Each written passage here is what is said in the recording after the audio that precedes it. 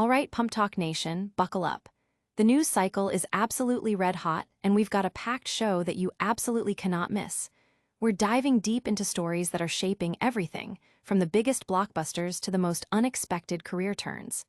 Get ready for the inside scoop, the breaking details, and the reactions you need to stay ahead of the curve. It's all happening right here, right now, on PumpTalk News. First up, we're taking you behind the scenes of one of the most beloved animated franchises of all time. Did you know one of its stars had serious doubts about their iconic role? We've got the exclusive on the fears and the eventual triumph that made a character a household name. You won't believe the uncertainty that lingered even after the cameras stopped rolling. Then, we're shifting gears to the world of music and sports, and you're not going to believe the unexpected path a legendary artist almost took. We're talking about a career pivot so surprising, it might just change how you see one of the biggest names in entertainment. Get ready for a revelation that highlights a totally different side of a true icon. And that's not all. We're also breaking down a significant political maneuver that's sending shockwaves through a key financial institution, and we're honoring the life and legacy of a community pillar whose impact stretched across decades. It's a diverse lineup packed with must-know information. You know the drill, smash that like button, subscribe if you haven't already, and ring that notification bell so you never miss an update. You're going to replace me. From the soundstage to the silver screen, the journey of bringing beloved characters to life is often a roller coaster of creative decisions and casting anxieties. For Tony Hale, stepping into the distinctive voice of Forky for Pixar's Toy Story 4 was an immense thrill, yet it was also a period shadowed by considerable doubt. Despite his established acclaim as Buster Bluth in Arrested Development and his Emmy win for Veep, Hale harbored a persistent worry that his unique vocal contribution might not survive Pixar's notoriously meticulous production process. Pixar is renowned for its iterative approach, frequently rewriting, re-recording, and reshaping characters and narratives deep into development. This constant flux left Hale in a state of apprehension, fearing that Forky could be entirely cut or fundamentally altered, even after he had completed all his recording sessions. The whole time I was like, they're going to cut me. They're going to replace me with some huge star, Hale confessed. His anxiety was so palpable that it wasn't until he heard his own voice in the Toy Story 4 trailer that he truly believed his work had made the final cut. This moment of auditory confirmation was the sole reassurance he had received throughout the entire process. In retrospect, Hale's concerns seem somewhat unfounded, given the franchise's history. Previous installments featured prominent voice actors like Joan Cusack and Ned Beatty, but the core appeal of the Toy Story series has always been its storytelling and character development, rather than solely relying on star power. The success of Forky, who resonated deeply with audiences due to his quirky personality and existential musings on being trash, proved that a unique voice and a compelling character arc could be more impactful than a big name.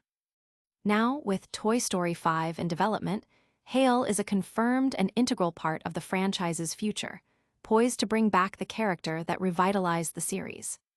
This experience highlights the universal nature of creative insecurity, even for seasoned performers, and the eventual reward of perseverance and a character that truly connects.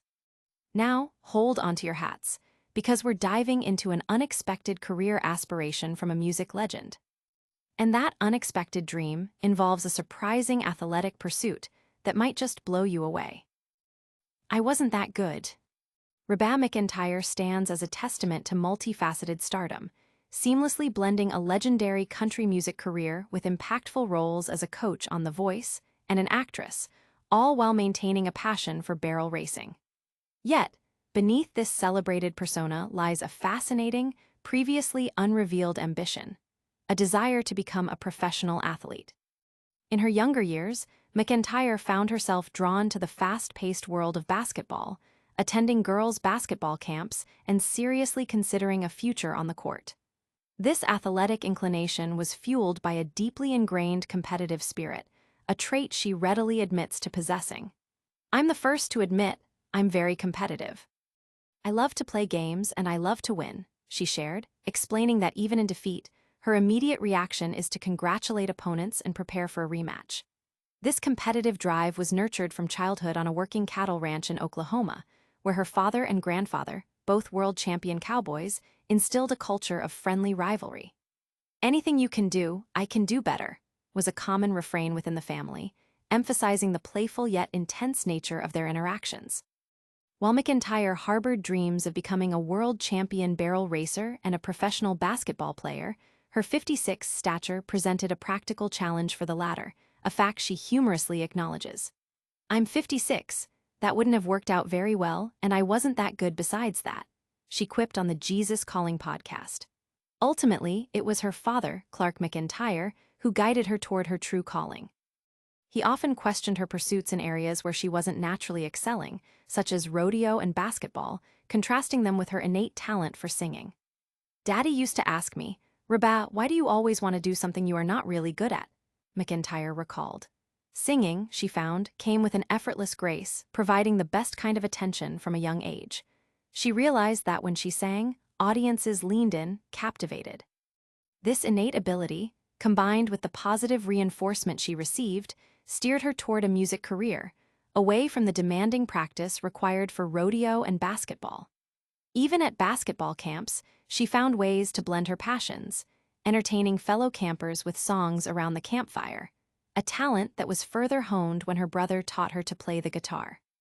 Thus, while the courts and arenas might have seen a different Reba, destiny called her to the stage, where her competitive spirit and undeniable talent would lead to unparalleled success in the music industry. From the roar of the crowd to the quiet dignity of a life well lived, we now turn to a remarkable obituary. Get ready to learn about a life dedicated to community and enterprise. A life of service and community spirit. Hypothetically speaking, if the date were August 21, 2025, the community of Quincy would be mourning the passing of Harold K. Schultz, a remarkable individual who lived a full 94 years. Born in Three Rivers on June 21, 1931, to Carl and Elva Schultz, Harold's early life was marked by a spirit of enterprise and hard work. From raising and selling rabbits and chickens to trapping fur-bearing animals to finance his first Studebaker truck, he demonstrated an entrepreneurial drive from a young age. His adventurous spirit led him to Alaska after graduating in 1949, where he homesteaded and worked on a sternwheeler, navigating the Yukon River. This period of his life undoubtedly forged a resilience and independence that would characterize his later endeavors. His commitment to service was further solidified when he enlisted in the United States Marine Corps in 1952. Beyond his military service, Harold was a dedicated member of the scouting community, serving as an Eagle Scout and a Scout leader, and consistently supporting its programs. Upon settling in Quincy in 1954, Harold's entrepreneurial journey continued as he purchased the Quincy Shopper's Guide. In 1959, he expanded his reach by acquiring the Coldwater Shopper's Guide, merging the two publications into a successful enterprise that served the community for nearly 6 decades. His dedication to Quincy extended beyond his business ventures.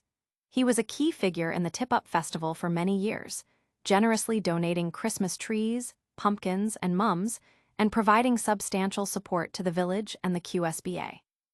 Harold also possessed a keen interest in politics, even running for state legislature in 1974, and served with distinction as president of the Quincy School Board for an impressive 25 years.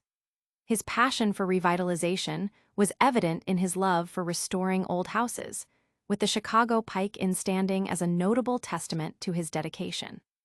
Harold's life was rich with diverse interests: gardening, preserving food through canning, hunting, fishing, enjoying live theater at Tibbetts Opera House, participating in the Quincy Rotary Club, and a general appreciation for all sports. He cherished his summers spent at his Long Lake cottage and his winters in Florida, where he indulged his love for watching baseball spring training. Known for his generosity, Harold readily assisted anyone in need within the community. His greatest joy, however, was his family, particularly his grandchildren, whom he adored spending time with, taking them on memorable trips and never missing their sporting events. Harold's legacy is one of hard work, community involvement, and profound generosity. His passing leaves a void, but his contributions and the love he shared will undoubtedly continue to resonate within the Quincy community. Now, prepare for a seismic shift in the financial world as we examine a high-stakes power play. We're delving into a presidential move that could redefine central bank independence. Unprecedented move shakes central bank independence. In a move that has sent ripples through the financial world and ignited a firestorm of debate, President Donald Trump announced his intention to remove Federal Reserve Governor Lisa Cook, citing allegations of mortgage fraud. This unprecedented action marks a significant escalation in the ongoing battle for control over the Federal Reserve, an institution traditionally shielded from day-to-day political influence. The allegations, brought forth by Bill Pult, a Trump appointee to the agency regulating Fannie Mae and Freddie Mac, claim that Cook misrepresented her primary residences in Ann Arbor, Michigan, and Atlanta in 2021 to secure more favorable mortgage terms. Such accusations, if proven, could indeed constitute wrongdoing, but the procedure for removal is complex and legally contentious. Trump's announcement, made via his Truth Social platform, declared Cook's immediate removal, a decision that legal experts suggest is procedurally flawed. The law permits a president to fire a Fed governor for cause, which typically necessitates a formal proceeding allowing the official to respond to charges. Experts like Lev Menand, a law professor at Columbia Law School, argue that such firings are usually linked to misconduct during the official's tenure, not private matters predating their appointment. This is not someone convicted of a crime. This is not someone who is not carrying out their duties, Menand stated, underscoring the unusual nature of this dismissal. The Federal Reserve's independence is considered paramount for its ability to manage inflation effectively, as it allows for potentially unpopular decisions, such as raising interest rates, without political interference. Any perceived erosion of this independence could lead to diminished confidence among bond investors, potentially driving up borrowing costs across the economy. Lisa Cook, appointed by President Joe Biden in 2022, holds the distinction of being the first Black woman to serve on the Fed's board. Her academic background, including degrees from Oxford and Spelman College, and her teaching experience at Michigan State University and Harvard, underscore her qualifications. Her nomination, however, was met with significant Republican opposition, ultimately passing the Senate on a 50-50 tie broken by then-Vice President Kamala Harris. Trump's move is likely to trigger a protracted legal battle, potentially reaching the Supreme Court, with significant implications for financial markets. Critics, such as Senator Elizabeth Warren, have decried the action as an authoritarian power grab that violates the Federal Reserve Act. Trump, who has been openly critical of Fed Chair Jerome Powell for not lowering interest rates, views this as an opportunity to appoint a loyalist who would align with his economic agenda of lower borrowing costs. Replacing Cook would grant Trump appointees a majority on the Fed's board, potentially influencing future policy decisions. The legal ramifications remain uncertain, with Menand noting that the Supreme Court's current composition could lead to unpredictable outcomes in such a high-stakes case concerning presidential power and institutional independence. And finally, we wrap up this packed broadcast with a quick look back at the stories that made headlines. Stay tuned for the rundown and all our calls to action. And that's a wrap on another high-octane episode of PumpTalk News. We covered a ton of ground today, from Hollywood anxieties to unexpected athletic dreams, community legacies, and major political financial plays. Don't forget to hit that like button, subscribe for more must-know updates, ring the notification bell so you're always in the loop, drop a comment with your thoughts on today's stories, and follow us on all our social channels to stay connected. We'll see you next time.